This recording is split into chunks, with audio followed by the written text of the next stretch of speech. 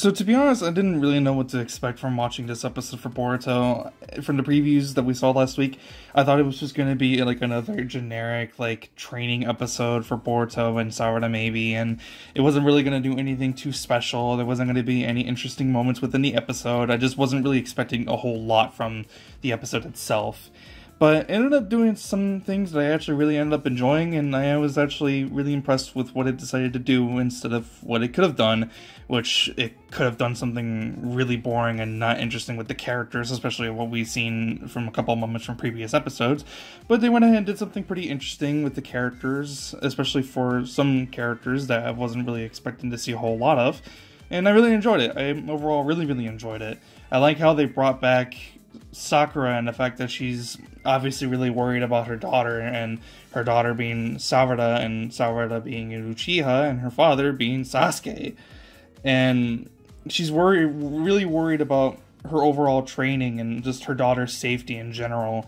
Sakura, I mean. I really enjoyed seeing this because beforehand, like a while back, we would see her be completely supportive and not really feel anything about her daughter being in these type of situations. But with Sarada getting all beat up like the way that she did, and seeing these powerful enemies take down these three kids who are incredibly powerful in their own right, it was a surprise to see for her, and she's really worried that Sarada's going to go down a similar path like Sasuke. I feel like that was the vibe that I got off from the episode, because Sarada seems like she's getting really like desperately motivated to become stronger and power up her Sharingan way further, like how Sasuke was doing with his Sharingan until the inevitable point when he awakened his Mangekyo Sharingan. And within the episode, she actually brings up the Mangekyo Sharingan to Sasuke, and Sasuke basically completely dismisses the topic altogether. He doesn't want to talk about it, which makes sense because of the way that he awakened it, but it makes sense for Sarada to want to talk about this sort of thing, because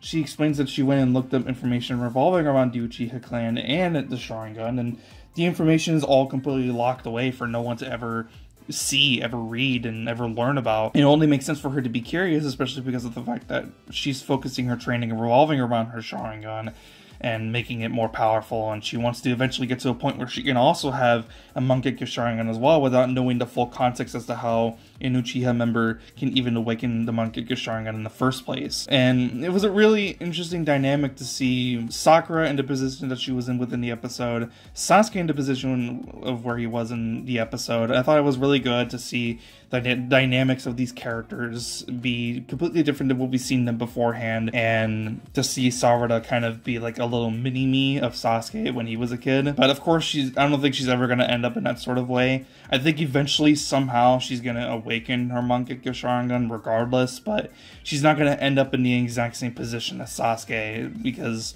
the whole thing about these kids is that they're basically the lessons of what previous characters, the previous generation, learned in the past, and these kids are not going to make the same mistakes. They've learned from the mistakes of their parents, which I really like. Boruto within the episode, he's of course really motivated to power up his Windstar Rasengan even more, and Shikadai ends up showing up in the episode with Inojin and Chocha, that's her name. I completely blanked on her name.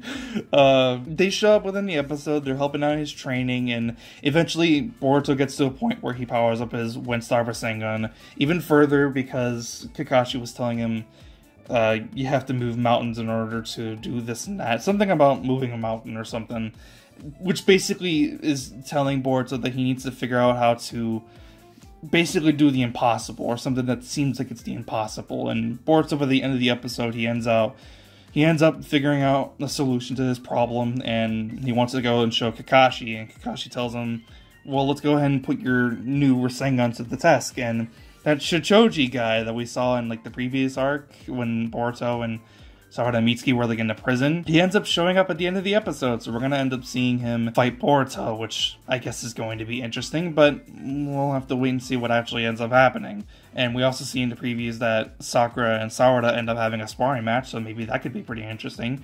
But I have no idea, and we'll just have to wait and see, I guess. And I really have no idea of what's really going to happen. But there were a couple of other moments within the episode that I also really liked as well. Like Hinata, Ino, and Sakura going out and having a, quote, girls' night out where basically Ino and Sakura end up getting drunk and Hinata's the only one who's sober, which I thought was funny. But basically, it puts Sakura in like the straight and narrow path of realizing that they were just like Sarada and Boruto were when they were kids.